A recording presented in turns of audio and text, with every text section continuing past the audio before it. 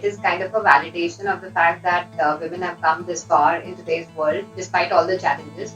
To me, Women's Day is a time to celebrate the achievements of women around you. It could be people from your personal life, professional life, from the society as well.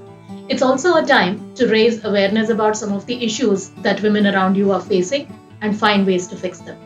Women's Day to me is very important. We're celebrating ourselves. We're celebrating all our achievements, even from the past of where our ancestors voted for, went out to protest for voting rights for women, rights for driving in so many several countries. The importance of it is empowerment for us women. The significance is to celebrate womanhood, to thank the women in our lives for all that they are doing, but most importantly to remind ourselves that there's a long way to go before you are able to achieve gender equality. I think it's a great thing that we started acknowledging that we celebrate our women. And maybe what we need to look at is not really a day to celebrate, but how we celebrate.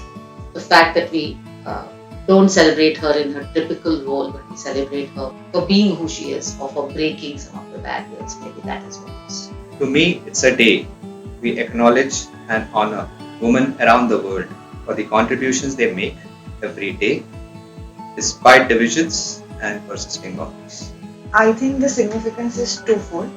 A is celebrating the kind of womanhood that I am enjoying right now.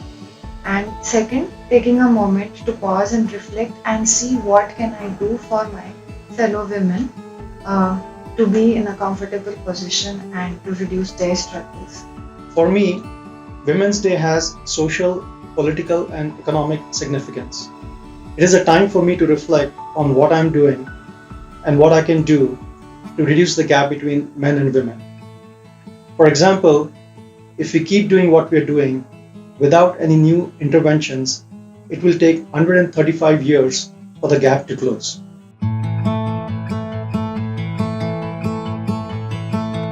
It is there in every living being, not just women. So when we really talk about gender equality, we should, and the society should, embrace the people for what they truly are. So be it a woman who is trying to be a wrestler or a man who wants to become a nursery teacher, we should appreciate them all. When I hear the words gender equality, I'm always baffled as to why the concept could ever be contentious. Well, gender equality is not a women's issue, but should concern and fully engage men as well as women. Gender equality is, after all, a basic fundamental human right. So according to me, men and women are born equal. Both genders have their strengths and their challenges, and the only way in which the world can continue to be balanced and evolve is by us acknowledging this fact that they are naturally equal. Not having gender as a consideration at all is really gender equality, unless it's really required to have gender as a consideration. Equality comes in when I think I'm not equal.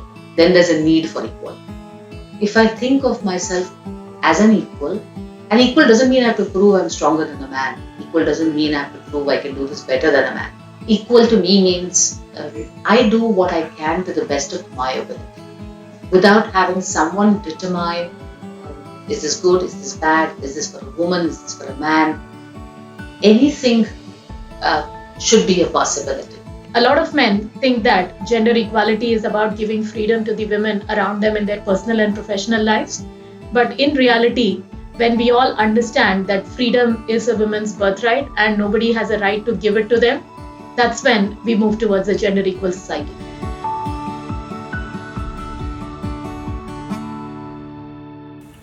Challenges, I believe, is promotion. It's harder for a female to get promoted than a male. And also activities, trying to juggle, if married, trying to juggle family activities, our personal lives, and even if single as a woman is still a challenge because we are looked as you do so much work, so how am I going to be able to assess your work to get promoted or to get a salary increase that is the same as men? I think the top challenges would be being subject to a lot of prejudices and a lot of stereotypes. They need to continue to break those stereotypes at every step. And no matter how efficient you are, no matter how professional you are, the moment a woman steps into a room, she's always subject to a lot of preconceived notions, right? So, as a woman, if you're a wife, if you're married, you would have X, Y, Z as your baggage. If you're a mother, you would have another baggage. If you're single, you would be subject to a different type of a prejudice. So I think the biggest challenge that women today have is to be continued to subjected to all these prejudices and stereotypes. And the moment in a professional setup, one can separate that part from what a woman brings to the table as a professional. I think things will be so much more sorted, and it will be so much more easier for our women to move forward more easily. The biggest challenge is for women to have ambition and aspiration without being guilty, and then to have a family that supports her to achieve her ambition and aspiration. Workplaces since the beginning of time were really hardwired to try and advance an ideal type of worker to succeed. Someone who tends to make work their number one priority, or engage in, say, assertive, competitive, and maybe even exclusionary behaviors to get ahead. Now, the problem is most people don't fit for this ideal, and the more ways that you differ from these ideals, the more barriers you face. And for women, they experience these the moment they enter workplaces, and it probably continues throughout their careers. Now, a number of reasons for the same could be, say, lack of awareness, gender stereotypes, or the preconceived notions that being a woman, I can't do it or I shouldn't do it. In fact, even cultural conditioning, that you can't prioritize anything over your family, leave alone work. In my experience, I've seen women drop out of their careers in two phases in their life. The first one during pregnancy and childbirth. This is extremely avoidable if organizations have inclusive policies and flexible work schedules. Number two, in their mid stages of their career due to work-life imbalance. Again, an extremely avoidable situation if there is the right amount of organizational support and coaching. With this, we will see more women in the leadership positions in the near future.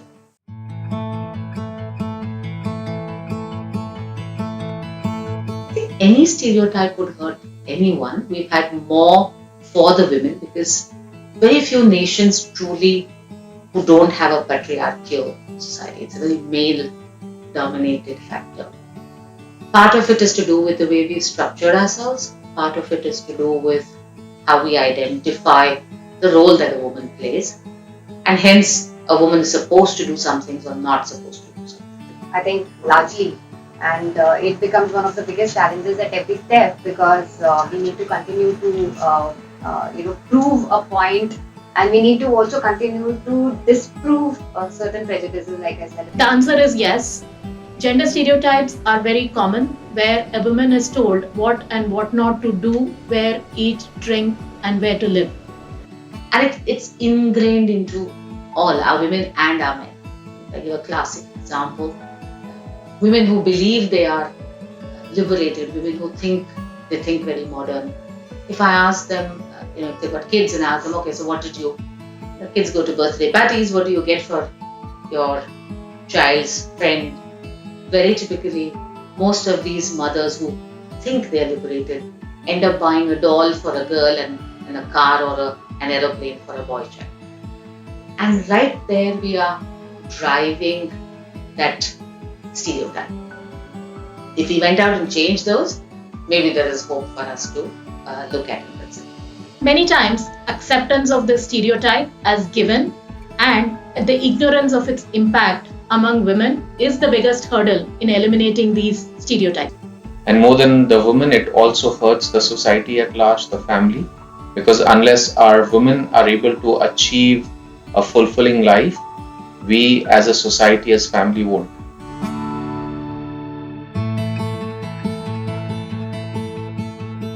I find motherhood to be the most empowering one.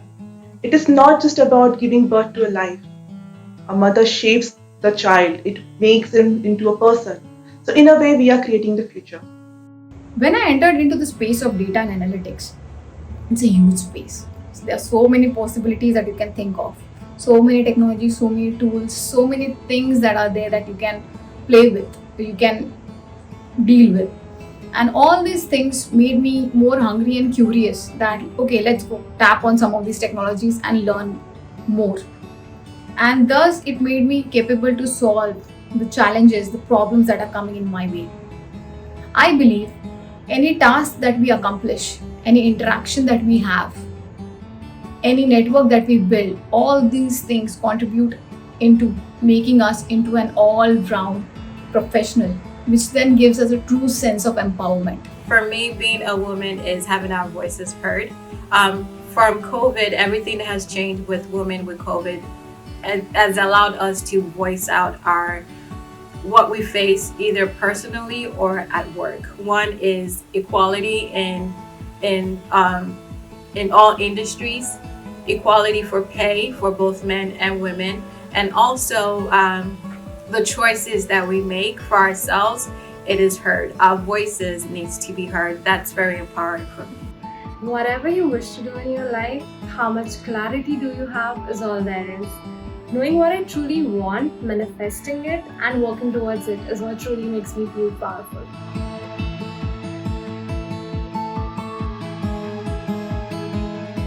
There are two in my personal life. The first one is my mother, who inspired me with her career focus, where she had a very fulfilling career at a time when not many women in her generation were really working, while managing family very, very well.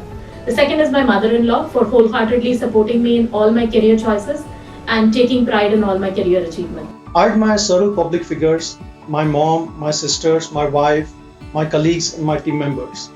But one unique woman that I would like to highlight is Dr. Gargi Desai. She became a dentist after the age of 40, and that too from the Columbia School in New York City. This after she was an accomplished civil architect and an IT professional.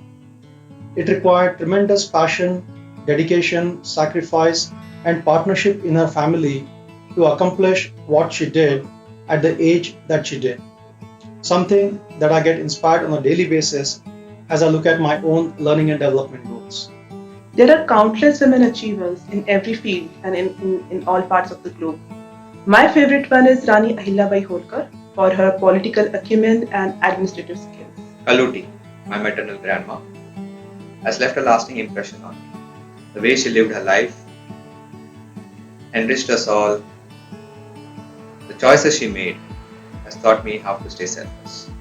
Mother Teresa, a woman who to me embodies giving, the nature that I identify with a woman. The two most important women and role models to me in my life are my mother and my wife. My mother for the resilience, for the dedication to a family and for her determination and willpower. My wife for being extremely empathetic and compassionate individual. So I do look up to both of them. So currently on my favorite list is Sudha Murthy, just because of the woman of substance that she is. She is running an NGO, she is supporting a huge business tycoon, and she is creating generations through her books and her inspiring stories. Rani Lakshmibai has been an embodiment of leadership and empowerment whose stories still echo in my head as a proud Indian. I think her tale depicts the latent feminine potential, and her courage inspires me to stand up for myself and raise my voice against all odds. At InfoCepts also, we are not short of such talented women. We have mentors and role models like Divya Chawla and Shanthi Srinivasan, who has guided us and inspired us throughout the journey with their sheer conviction and authority in their subjects. Women is not only achieving great heights in IT, but also in different areas. So, to all these women, a grand salute and a very happy Women's Day. Keep shining, keep rocking. Thank you.